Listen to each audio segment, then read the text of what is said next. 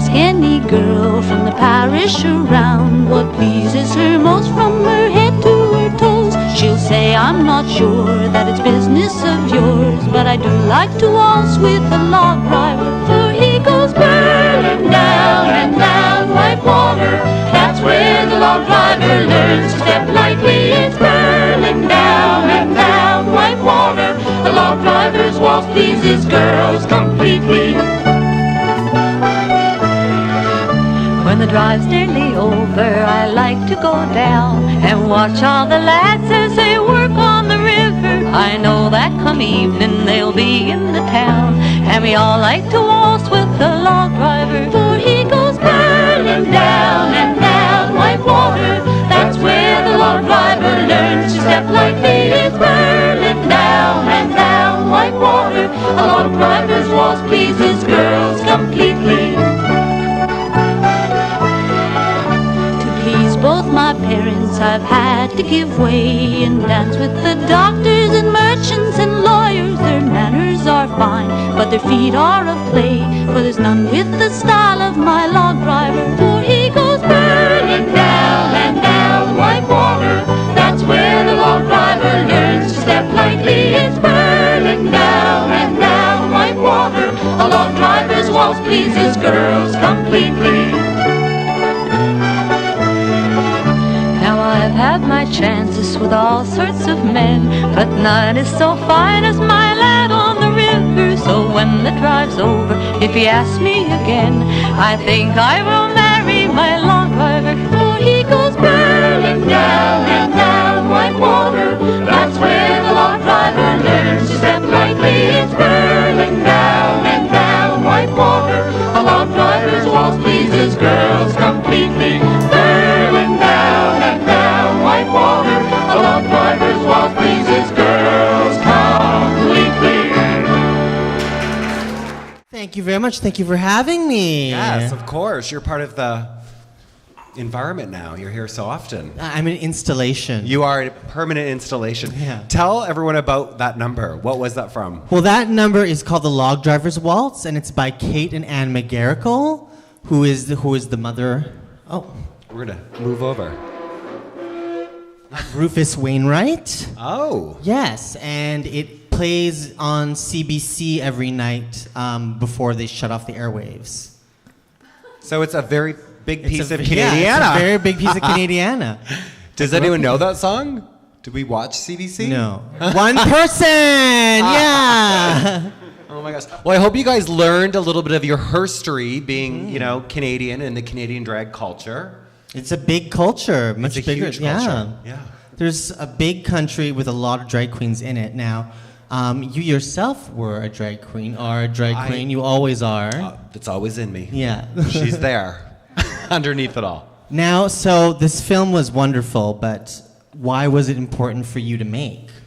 Well, as drag becomes such a huge phenomena globally, especially with RuPaul's Drag Race and things like that, I felt it really important to expose our talent within our country, because often with many different art forms, Canadians don't celebrate their own, and there's not really a lot of attention sort of directed to Canadians doing stuff. So I thought I was actually shocked it hadn't been done before, and I felt it really important to do it.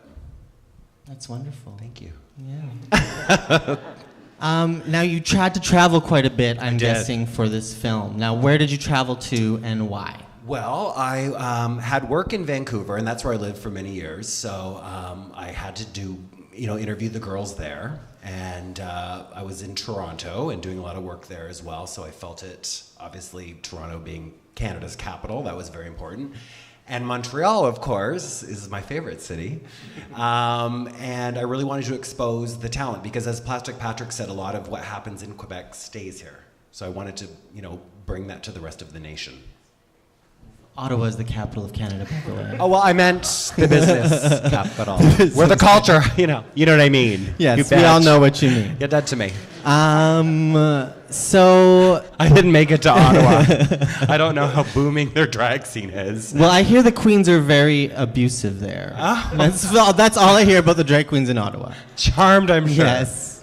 Now we have a big neighbor to the south, we have, like you said, RuPaul's Drag Race Yeah. took over the world, and a lot of drag queens from there are very famous. But how is Canada's drag queens different than Americans? Well, I think there's a lot of similarities. I think that Canadians have their own identity on certain levels, and I think, I don't know, I mean, it's different queen to queen, really, but I think, I don't know, no drag queen would ever do what you just did, Oh. for starters. There's reasons for that, I'm sure. Well, I don't know. I also feel like it's important for us to celebrate our own. That's kind of the main real focus on why I wanted to do this. So, within Canada, though, like we talk about it a little bit in the film about within Quebec, but did you find any other regional differences between the different stories you heard? There's definitely like a West Coast thing, and there's a Toronto-specific sort of drag scene. There is and there isn't. I think like there's definitely the Canadian pride thing, and there's an identity that is within Canada that a lot of the queens do. I think the West Coast has its. There is. I just don't know what it is. Be more specific. Be more specific. Well, what do you think? What do you think these drag queens, these older drag queens, and the history? Well, I think with like the whole the court system, like that's a drag scene really known to me. It's not my scene that I was ever doing drag in. I think that was definitely more of a West Coast thing. So it was San Francisco, Portland, Seattle, and Vancouver, and that sort of opened up a lot of the doors with the back and forthness of queens from Vancouver going to San Francisco and so on, and so on. Great. Does that make sense? I think so. I was a court queen for a while. That's how I were started. not. Yeah, Edmonton's court is like 40 years old now. Yeah, well, the whole scene is, I think, just over. Wow, were you an empress? No, I was a duchess. A duchess. I never made it to princess or empress. Okay. Who were your sort of icons growing up there? Oh, Twiggy is a big, legendary. legendary queen there. Gloria Hole, Darren Hagen, who was a theater queen. Okay. Yes. So those are probably my biggest influences from Edmonton. That's where I hail from. Now this film, knowing drag queens sometimes are very difficult. So never. What were some of the challenges that you faced making this film? Queens sticking to the schedule. We set up an interview. Where are you? What's going on? A lot of sort of flakiness, I guess, sadly. It's true. There's drag standard time, we like to say. It's kind of thing. Yeah. Yeah. No, but most of them were really, excited. They want to be on camera. They want to show what they're doing. They want to expose themselves on film. Among other things. Now, before we get to the audience questions, I wanted to ask one more. Now, what was that question that I wanted to ask? I want to ask, what do you feel like with drag being sort of, there was the 90s explosion, and, now again, it's so big again. How do you feel, where do you see it going? I see it kind of going, there's so much pressure, I think, on drag queens right now to be perfect. Like as far as aesthetics? Aesthetics go, as far as like professionalism goes. Yes. I think that there will be a return kind of to like what is being like the alternative queens now, like the House of Filth in Toronto, right. Queens up here in the Mile End and whatnot. I think there'll be a return to kind of like grassroots. Like Coquette style, or? Coquette style, like bearded queens. We're seeing more bearded queens. Yeah. We got a little hairy chest over here. I thought that was your cleavage shadowing. Yeah, it's just really good shadowing. I think we're seeing a lot more female queens as well. Yeah, which I love. I think that's great. It's sort of breaking down the gender barriers, and I love that. Yeah, so... who are your favorites? My favorites? In Canada. In Canada? Who inspired you? Who inspired me? Sky Gilbert is another theater queen. Yeah. I definitely like Ray Sunshine. Love her. In Vancouver. Busy drag queen. She's busy. Yeah. She was the Medusa in the film with the crazy... Yeah.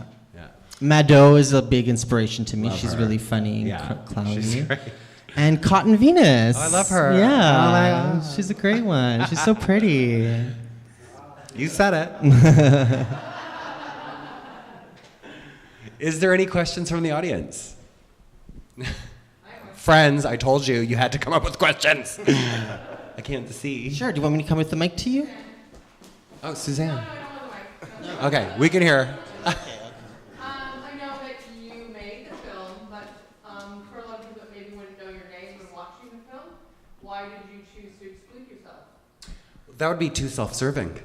And there's a documentary that we're airing next month about the House of Venus and their whole his, hers, and trans story. So, yeah, we're gonna play that next month. So come. Any other questions, Anthony? How long did it take you to do this project? It took me about 6 months from start to finish. We mostly filmed during the summer, during the festivals, Pride and Wiggle and things like that. And then the editing process was actually another 6 months. My editor was very particular and quite slow. But yeah, about 6 months. I like the editing. Who was the most difficult to work with? Can we ask this question?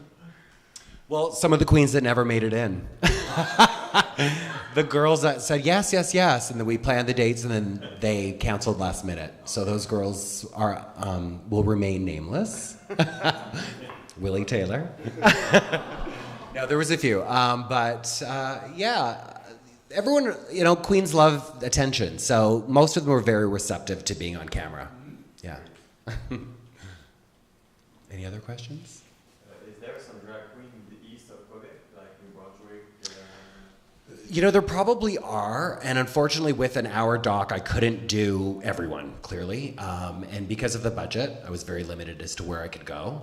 I would love, maybe there'll be a part 2 and we could explore that. I mean, there's many more parts to Canada we obviously didn't explore, but we'll have to look into that. Can you tell us about Wiggle, and do you consider that part of the drag world? Wiggle is a wearable arts festival we started 20 years ago, which you'll learn about in the documentary with the House of Venus next month. And it's definitely a drag, it's very drag heavy. It's also performance art. There's no real limitations to Wiggle, but it's definitely inspired by Wigstock, which is a drag festival in New York City that the House of Venus luckily got to perform in 1999, when some of you were born.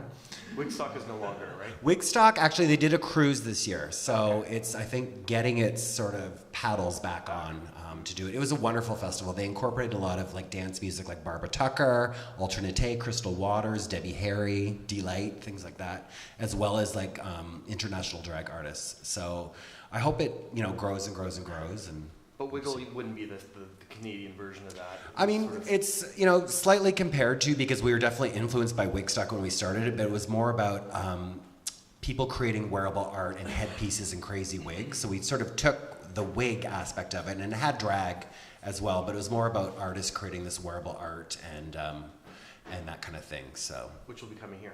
Which will be coming here in May or June. We're not sure yet, but yeah.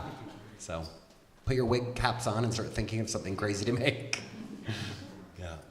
Yes, Anthony. What's the general consensus amongst like the perception from the original queens looking upon the mainstream and how it's adopted kind of like drag culture?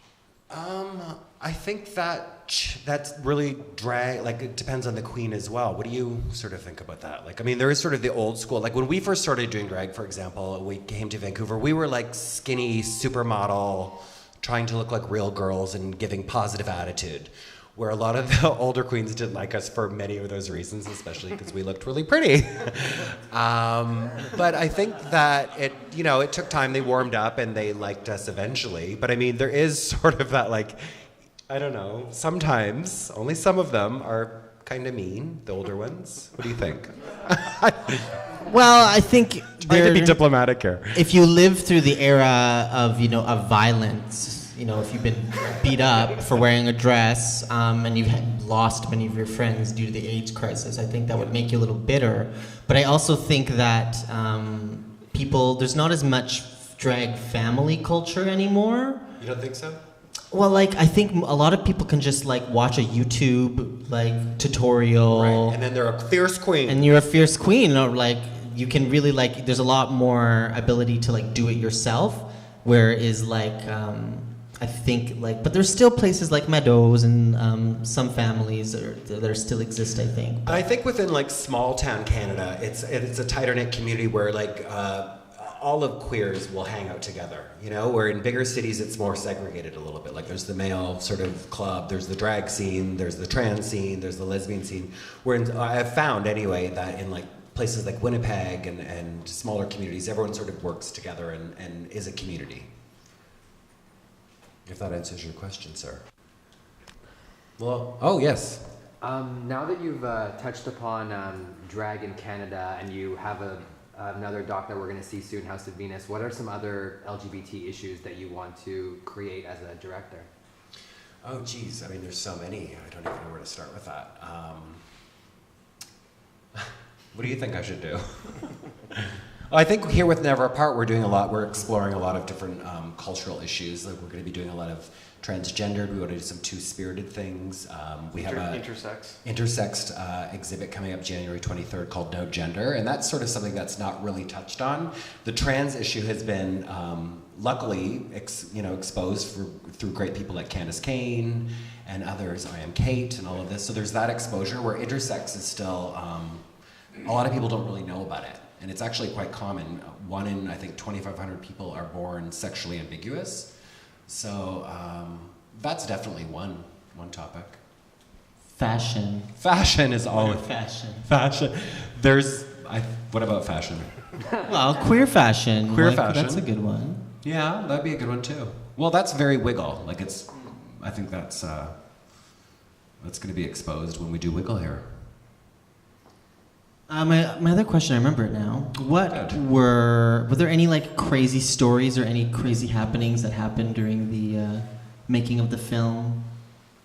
Well, there were a lot of festivals going on. Like Dee Dee Drew, who was the legendary Joan Rivers impersonator, sort of talked about a lot of stuff can't be told on camera and things like that. Tell us now. I don't. Those secrets must be kept safe. I don't know. I mean, yeah, queens can be crazy. There's always, there's always straight guys into drag queens and transgendered people and secrets.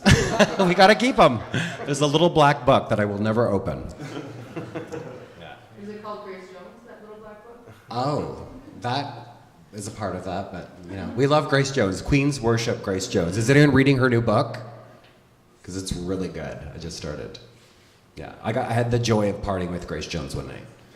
Yeah, it was crazy. Wow. Yeah. So. Any other questions, or is that it? When I first met you, I met you as Cotton. When are we going to see her again? I think at Wiggle. She's been in hiatus. She's in a little box. She's stored away. She's itching to come out, but she will. It will happen again, I promise. Fabulous. Yeah. What's her best lines? Cotton's? Yeah. Oh my God, what do you mean? Sure. She's a bit of a valley girl. But she's, a fairy godmother as well. So, Cotton Venus on Facebook, like her.